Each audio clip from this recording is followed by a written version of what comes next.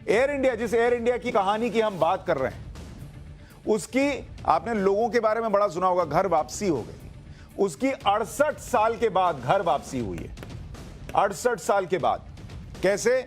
1953 में, 1953 का साल था जब इसी टाटा से सरकार ने ले लिया था एयर इंडिया को। टाटा से सरकार के पास चली गई थी। और अब 2021 में, यानी 68 साल के बाद सरकार से फिर से टाटा के पास आ गई है। टाटा सन्स, यानी 68 साल के बाद वहीं लौट कर आए हैं जहां से शुरुआत की थी। लेकिन इस 68 साल में क्या हुआ कि यह घर वापसी करनी पड़ी, इसके बारे में आज आपको बताऊंगा।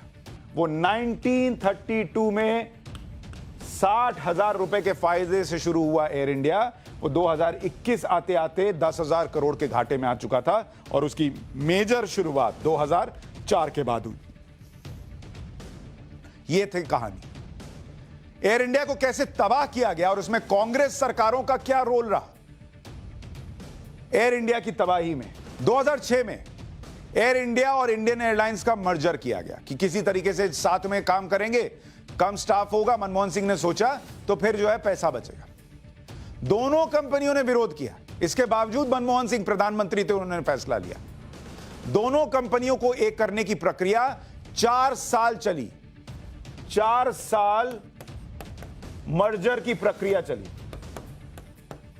अब आप सोचिए किस तरीके का मर्जर कर रहे थे। क्या फायदे, कंपनी को फायदे में लाने के लिए 4 साल मर्जर ही कर रहे हैं।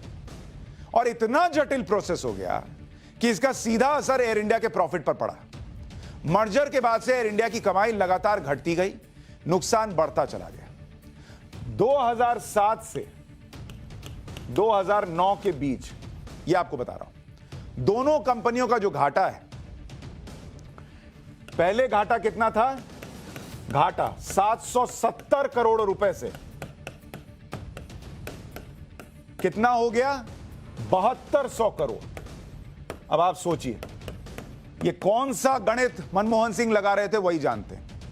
770 करोड़ का घाटा, 7200 करोड़ 2007 से 2009 के बीच हुआ। और जो उधारी है, यानी जो कर्ज जो अभी चुकाने में नरक हो रहा है, वो कर्ज जो है वो पहले जो इस वक्त था वो 6,550 करोड़ रुपए का था। वो बढ़कर कितना हो गया? 6,550 करोड़ से 15,241 करोड़ रुपए। ये इतना हुआ मात्र 2007 से 2009 के बीच में। और पता नहीं कौन सा गणित लगा रहे थे, कौन सा मर्जर कर रहे थे कि मर्जर ना हुआ, ये कंपनी जो है वो मरकर फिर से जिंदा भी नहीं हो पाई, ऐसी हालत हो। मर्जर के बाद कंपनी के पास 30,000 कर्मचारी हो गए, जो ग्लोबल स्टैंडर्ड का दोगुना था। मर्जर से जर्जर हो गए भाई। पता नहीं कौन सा मर्जर था जिसने जर्जर कर दिया। एयर इंडिया को अपने रेवेन्यू का 5वां हिस्सा तो सिर्फ सैलरी पर खर्च करना पड़ा था, यानी 5वां हिस्सा सिर्फ और सिर्फ सैलरी पर। यह थी एयर इंडिया की हालत, बना दी गई मर्जर उर्फ जर्जर से। कर्मचारियों को मैनेज करने और खर्चे कम करना शुरू किया तो विरोध और हड़तालें शुरू हो गई, जिससे घाटा और बढ़ गया।